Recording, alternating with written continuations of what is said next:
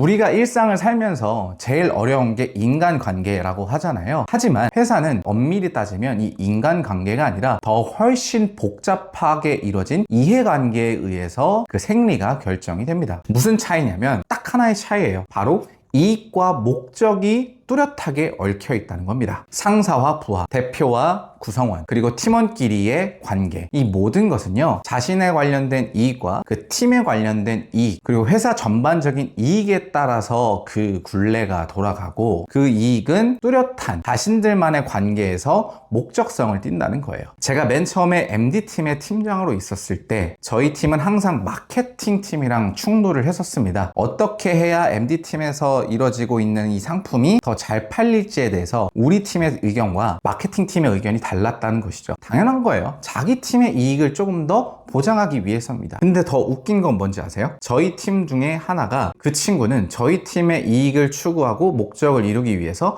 마케팅 팀과 충돌을 했던 친구였고, 그 친구가 어떤 과정을 통해서 마케팅 팀으로 전출이 갔어요. 그랬더니 어떻게 된 줄 아십니까? 그 친구는 마케팅 팀에 특화되어 그 목적을 이루기 위해서 그들의 이익을 추구하기 시작했던 것입니다. 저와 굉장히 큰 커뮤니케이션을 쌓았고, 그동안 많은 소통을 통해서 감정적인 교류도 많이 하고 친밀해졌다고 생각을 했지만, 서로의 이해관계가 달라지자마자 저희의 인간관계도 확실히 달라지기 시작했던 것이죠. 단순하게 인간관계가 힘들다, 그래서 퇴사를 한다, 그런 게 아니라 언제든지 이 인간관계는 이해관계에 의해서 충분히 바뀔 수가 있다는 거예요. 정말 친했던 동료도 정말 적대적인 동료로 바뀔 수도 있고요. 정말 존경했던 내 팀장이 갑질 부리는 상사로 뒤바뀌어 버릴 수도 있는 겁니다. 우리가 왜 가족 같은 회사가 없다고 하는 줄 아세요? 바로 이 이해관계이기 때문입니다. 가족관계라는 것은 우리가 살면서 가장 대표적이고 가장 소중한 인간관계잖아요. 갈등이 있다 하더라도 피부치기 때문에 우리는 어느 정도 이러한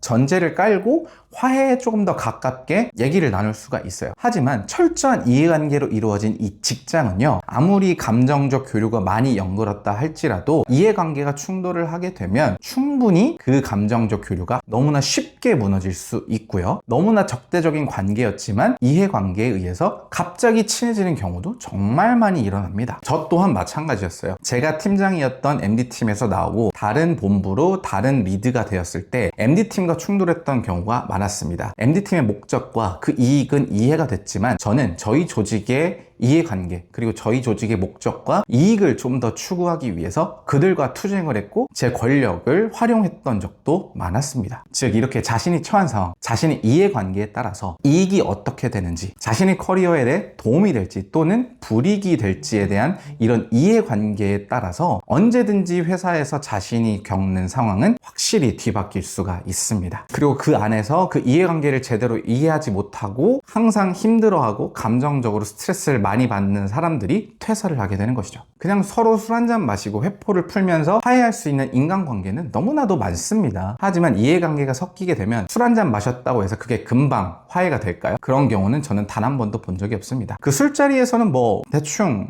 웃고 넘어갈 수 있겠지만 결국 그 다음날 또다시 이해관계가 충돌이 되고 서로의 이익을 챙기게 된다면 그 관계는 언제든지 또다시 차가워질 수 있어요. 그게 너무나 일반적이고 너무나 당연한 게 이 조직사회라는 겁니다. 그럼 대체 이 이해관계가 너무나 복잡하고 스트레스를 받는 사람은 도태되어야만 하는 것일까요? 물론 그럴 수도 있겠지만 단 한 가지만 말씀을 드리자면 대쪽 같은 사람이 되려고 하지 않았으면 좋겠습니다. 원리 원칙만 앞세우고 자기 주장만 하고 자기 고집을 부리는 사람이 되지는 말자는 얘기예요. 그 주장을 강하게 어필해봤자 그 안에서 자신과 대척점에 서는 사람들만 많이 만들 뿐입니다. 여러분들이 엄청나게 주장을 했고 원리 원칙을 고수를 해서 자기의 성과를 냈다고 쳐볼게요. 근데 그 성과가 정말로 정답이었을까요? 여러분의 말만 들었고 여러분의 행동대로만 움직였을 때 회사가 다 잘 될까요? 그건 또 아니죠. 반대로 여러분의 의견이 아니라 다른 조직의 이익을 통해서 회사가 성장할 수도 있는 겁니다. 하지만 인정을 받을 수 있었다 할지라도 다음에 큰 리스크가 찾아오게 됩니다. 만약에 여러분들이 여러분의 고집대로 그 목적대로만 행동을 해서 프로젝트를 수행했을 때 실패를 했다고 가정해 봅시다. 그랬을 때 여러분이 받아야 될 비난은 얼마나 클까요? 네, 맞습니다. 정답이란 없어요. 하지만 자신이 대쪽 같은 사람일 경우에는 정답은 없어도 실패를 했을 때 굉장한 큰 비난을 받을 수 있습니다. 너의 말만 맞는 거냐? 너 너 이럴 줄 알았다. 이렇게 계속 비난만 받게 되는 거죠. 그 이유가 뭘까요? 이해관계를 고려하지 않고 자신의 이익만, 목적만 추구하려는 모습이라는 거예요. 그런 이미지를 갖게 되면 너무나 잘 성공했던 사람도 한순간에 무너지고 한순간에 회사의 역적이 될 수 있다는 겁니다. 철저하게 자신의 이해관계를 객관적으로 판단하세요. 지금 자신이 처한 상황이 어떤 상황인지를 판단하고 이 조직은 어떠한 조직인지를 객관적으로 이성적으로 판단을 했을 때야만